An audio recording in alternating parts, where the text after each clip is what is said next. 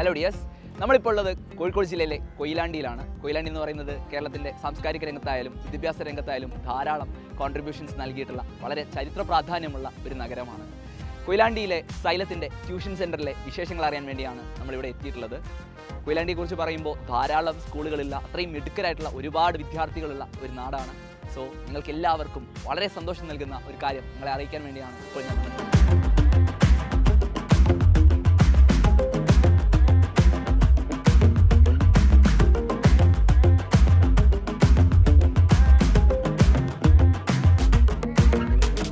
കോഴിക്കോട് ജില്ലയിലെ വളരെ പ്രധാനപ്പെട്ട ഒരു ടൗണാണ് കൊയിലാണ്ടി എന്ന് പറയുന്നത്. കോഴിക്കോട് ജില്ലയുടെ സാംസ്കാരിക മേഖലയിലായാലും വിദ്യാഭ്യാസ മേഖലയിലായാലും ഒക്കെ വളരെയധികം സംഭാവനകൾ നൽകിയിട്ടുള്ള ഒരു നാടാണ് കൊയിലാണ്ടി. കൊയിലാണ്ടിലെ സൈലം ട്യൂഷൻ സെൻ്ററിൻ്റെ വിശേഷങ്ങൾ അറിയാനാണ് നമ്മളിവിടെ എത്തിയിട്ടുള്ളത്. സ്റ്റാൻഡിൽ നിന്ന് വളരെ എളുപ്പത്തിൽ തന്നെ നിങ്ങൾക്ക് എല്ലാവർക്കും എത്തിച്ചേരാൻ കഴിയുന്ന ഒരു ദൂരത്തിൽ തന്നെയാണ് സൈലം ഉള്ളത്. സോ സൈലത്തിലെ വിശേഷങ്ങൾ എന്തെന്ന് നമുക്കറിയാം.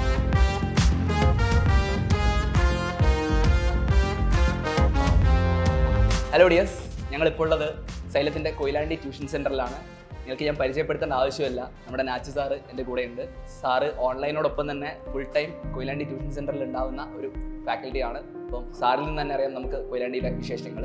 കുട്ടികൾക്കൊക്കെ അറിയാൻ താല്പര്യം ഉണ്ടാവുക കൊയിലാണ്ടിയിൽ നമ്മൾ ഏതൊക്കെ ക്ലാസ്സിനുള്ള ട്യൂഷനാണ് പ്രൊവൈഡ് ചെയ്യുന്നതായിരിക്കും. ഓക്കെ, നമുക്ക് ഈ അക്കാദമിക് ഇയർ 2024-25 അക്കാദമിക് ഇയറിൽ നമ്മൾ 10, +1, +2 ഈ ക്ലാസ്സുകളിലേക്ക് ആണ് ട്യൂഷൻ പ്രൊവൈഡ് ചെയ്യുന്നത്. 10ാം ക്ലാസ് 2 ബാച്ചാണ്. അതിന് നമുക്ക് ഓൾമോസ്റ്റ് അഡ്മിഷനൊക്കെ കംപ്ലീറ്റ് ആവാനായിട്ടുണ്ട്. ദെൻ +1, +2 ഈ ക്ലാസ്സുകളിലേക്കാണ് ഈ അക്കാദമിക് ഇയറിൽ നമ്മൾ അഡ്മിഷൻ കൊടുക്കുന്നത്. സോ സൈലം ഒരു ട്യൂഷൻ പ്രോഗ്രാം സ്റ്റാർട്ട് ചെയ്യുമ്പോൾ കുട്ടികളൊക്കെ അറിയാൻ ആഗ്രഹിക്കുന്നത് ഏതൊക്കെ ക്ലാസ്സുകൾക്കാണ് ഇവിടെ നമ്മൾ കോച്ചിങ് പ്രൊവൈഡ് ചെയ്യുന്നത്, ഏതൊക്കെ ക്ലാസ്സുകളുടെ ട്യൂഷനാണ് നമ്മൾ പ്രൊവൈഡ് ചെയ്യുന്നതെന്ന് അറിയാൻ കുട്ടികൾക്ക് വളരെ ആഗ്രഹം ഉണ്ടാവും. ഉറപ്പായിട്ടും സൈലം പോലെ ഒരു വലിയ പ്ലാറ്റ്ഫോം, ഒരു ഓഫ്ലൈൻ സെൻറ്റർ തുടങ്ങുന്ന സമയത്ത് ഒരുപാട് പ്രതീക്ഷകൾ കുട്ടികൾക്ക് ഉണ്ടാവും. അതൊക്കെ കൃത്യമായിട്ട് സാറ്റിസ്ഫൈ ചെയ്യുന്ന രീതിയിൽ തന്നെയാണ് നമ്മൾ ഈ അക്കാദമിക് ഇയർ മുഴുവനായിട്ട് പ്ലാൻ ചെയ്തിട്ടുള്ളത്. ഈ പറയുന്ന പോലെ ഇവിടുത്തെ ഏറ്റവും എക്സ്പേർട്ട് ആയിട്ടുള്ള സബ്ജക്ട് ഫാക്കൽറ്റീസ് ആണ് ഇവിടെ ഉണ്ടാവുക.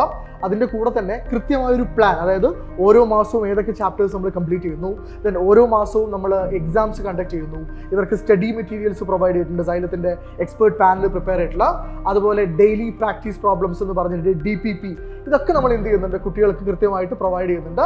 ദെൻ ഇവരുടെ പഠന മികവ്, ഇവരുടെ അക്കാദമിക് പെർഫോമൻസ് കൃത്യമായി മോണിറ്റർ ചെയ്യാൻ നമുക്ക് ടീച്ചേഴ്സ് തന്നെ ഇവിടെ സദാസമയവും മെൻറ്റേഴ്സിനെ പോലെ വർക്ക് ചെയ്യുന്നുണ്ട്. 10th, 11th, 12th സ്റ്റുഡൻസിനെ പോലെ തന്നെ വളരെ കൺസേൺഡ് ആയിരിക്കും അവരുടെ പാരൻസ്. അപ്പോൾ ഒരു പാരന്റൽ ഓഡിയൻസിനെ നമ്മൾ എങ്ങനെയാണ് അഡ്രസ് ചെയ്യാൻ ഉദ്ദേശിക്കുന്നത്? അതായത് പാരൻസിന് നമുക്ക് എപ്പോഴും അറിയാം, ഒരു +2 വരെ പഠിക്കുന്ന ഒരു കുട്ടിയുടെ അക്കാദമിക്സിൽ പാരൻസ് എത്രത്തോളം ഇൻവോൾവ്ഡ് ആണ് എന്നുള്ളത് നമ്മൾ അവർക്ക് പ്രൈം ഇമ്പോർട്ടൻസ് കൊടുക്കുന്നുണ്ട്. അപ്പോൾ അതിൻ്റെ ഭാഗമായിട്ട് നമ്മൾ ഈ ഒരു അക്കാദമിക് ഇയർ പ്ലാൻ ചെയ്തപ്പോൾ ഓരോ മാസവും മന്ത്ലി പാരൻസ് മീറ്റിംഗ് എന്നുള്ള രീതിയിലാണ് നമ്മൾ പ്ലാൻ ചെയ്തിട്ടുള്ളത്. മാത്രമല്ല കുട്ടി അഡ്മിഷൻ എടുത്ത് വിത്തിൻ 1 വീക്ക് നമ്മൾ ആദ്യത്തെ പാരൻസ് മീറ്റിംഗ് നടത്തുന്നു. കാരണം നമ്മുടെ അജണ്ട എങ്ങനെയാണ്, നമ്മുടെ പ്ലാൻ എങ്ങനെയാണ് എന്ന് അവർക്ക് കൃത്യമായൊരു ബോധം ഉണ്ടാവണം. കാരണം ടീച്ചേഴ്സും പാരൻസും തമ്മിലുള്ള കൃത്യമായൊരു ഇൻട്രാക്ഷൻ ഏതൊരു അക്കാദമിക് ഇയറിലും കുട്ടികളുടെ സക്സസ്ഫുൾ ആയിട്ടുള്ള പഠനത്തിന് ഇമ്പോർട്ടൻ്റ് ആണ്. സോ അതുകൊണ്ട് നമ്മൾ അതിന് പ്രൈം ഇമ്പോർട്ടൻസ് കൊടുത്തിട്ട് തന്നെയാണ് നമ്മൾ ഈ അക്കാദമിക് കലണ്ടർ പ്ലാൻ ചെയ്തിട്ടുള്ളത്.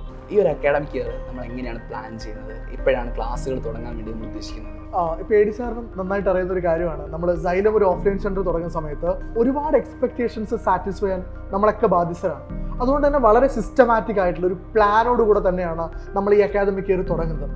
ഏപ്രിൽ മാസം 4-ാം തീയതിയാണ് നമ്മുടെ SSLC ബാച്ച് സ്റ്റാർട്ട് ചെയ്യുന്നത്. ഏപ്രിൽ 3-ാം തീയതിയാണ് നമ്മുടെ +2 ബാച്ചിൻ്റെ ക്ലാസ്സുകൾ സ്റ്റാർട്ട് ചെയ്യുന്നത്.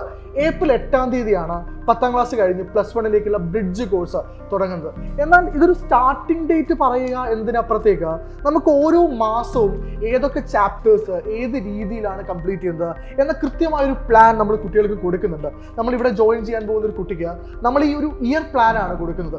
ഓരോ മാസവും ഏതൊക്കെ ചാപ്റ്റേഴ്സ് നമ്മൾ കംപ്ലീറ്റ് ചെയ്യുന്നു, ഏതൊക്കെ എക്സാംസ് ഏതൊക്കെ സമയത്ത് കഴിയുന്നു എന്നതൊക്കെ നമ്മൾ എന്ത് ചെയ്യുന്നുണ്ട്, നേരത്തെ ചാർട്ട് ചെയ്തിട്ടാണ് നമ്മൾ ഈ അക്കാദമിക് ഇയറിലേക്ക് കുട്ടികളെ സ്വാഗതം ചെയ്യുന്നത്. ഓരോ ചാപ്റ്റേഴ്സ് കഴിയുമ്പോൾ നമ്മൾ ഡിസ്ക്രിപ്റ്റീവ് MCQ എക്സാംസ് നടത്തുന്നുണ്ട്. ഏപ്രിൽ മെയ് വെക്കേഷൻ ക്ലാസ്സുകൾ കഴിയുമ്പോൾ അതുവരെ കഴിഞ്ഞ ചാപ്റ്റേഴ്സ് മുഴുവൻ ഒരു എക്സാം എഴുതിയിട്ട് അത്രയും കോൺഫിഡൻ്റ് ആയിട്ടാണ് സൈലം ട്യൂഷൻ സെൻറ്ററിൽ ജോയിൻ ചെയ്തൊരു കുട്ടി സ്കൂളിലേക്ക് പോകുന്നത്. അത് കഴിഞ്ഞ ഉടനെ തന്നെ നമ്മൾ മന്ത്ലി എക്സാം, ക്വാർട്ടർലി എക്സാം ഇതൊക്കെ പ്ലാൻഡ് ആണ്. അപ്പോൾ ഈ രീതിയിൽ മുഴുവൻ അക്കാദമിക് ഇയറിലേക്കുള്ള പ്ലാൻ നമ്മൾ കുട്ടിക്ക് എന്ത് ചെയ്യുന്നുണ്ട്, ആദ്യമേ കൊടുക്കുന്നുണ്ട്.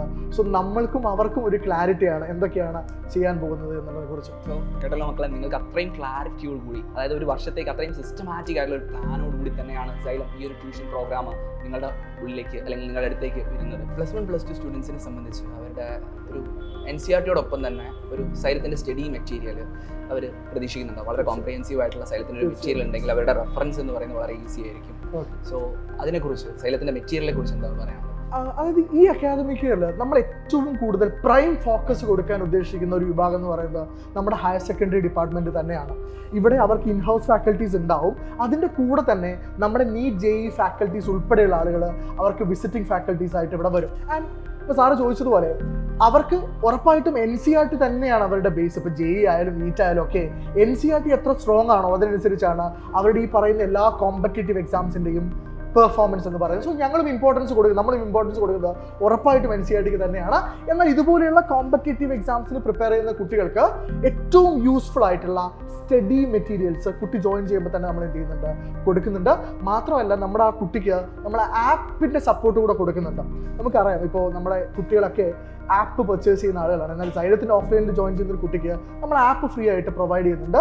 ദെൻ നമ്മൾ പറഞ്ഞല്ലോ നേരത്തെ എക്സാംസിൽ തന്നെ MCQ ബേസ്ഡ് എക്സാംസ് കൂടെ നടത്തുന്നുണ്ട്. കാരണം ആ രീതിയിൽ കൂടെ കുട്ടി തയ്യാറെടുക്കണം എന്നത് വളരെ ഇമ്പോർട്ടൻ്റ് ആണ് എന്ന് നമ്മൾ മനസ്സിലാക്കുന്നുണ്ട്. സോ പുതിയ കാലത്തെ കോമ്പറ്റേറ്റീവ് എക്സാംസിനെല്ലാം തയ്യാറെടുക്കാൻ കഴിയുന്ന രീതിയിൽ, നിങ്ങളെ അത്രയും എക്യുപ്ഡ് ആക്കുന്ന രീതിയിൽ അത്രയും സിസ്റ്റമാറ്റിക് ആയിട്ടുള്ള ഒരു ട്യൂഷൻ പ്രോഗ്രാമാണ് സൈലം റൺ ചെയ്യാൻ ഉദ്ദേശിക്കുന്നത്. നിങ്ങൾ ചെയ്യേണ്ടത് എത്രയും പെട്ടെന്ന് ഈ ഒരു അവസരം, നിങ്ങളുടെ ഓപ്പർച്യൂണിറ്റി നിങ്ങളാണ് ഗ്രാബ് ചെയ്യേണ്ടത്.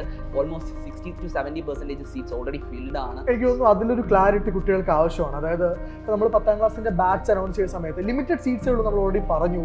മാത്രം നമ്മൾ 2 ബാച്ചാണ് 10ാം ക്ലാസ്സിൽ നമ്മൾ നോക്കുന്നത്. അതിൽ ഈ 10ാം ക്ലാസ് നമ്മൾ ഈ സംസാരിക്കുന്ന ഈ ദിവസം 10ാം ക്ലാസ്സിൻ്റെ 2ാമത്തെ batch, second batch almost completed ആണ്. അപ്പോൾ നിങ്ങൾ എന്ത് ചെയ്യണം, വളരെ പെട്ടെന്ന് നിങ്ങളുടെ സീറ്റ്സ് എന്ത് ചെയ്യുക, ഉറപ്പിക്കുക.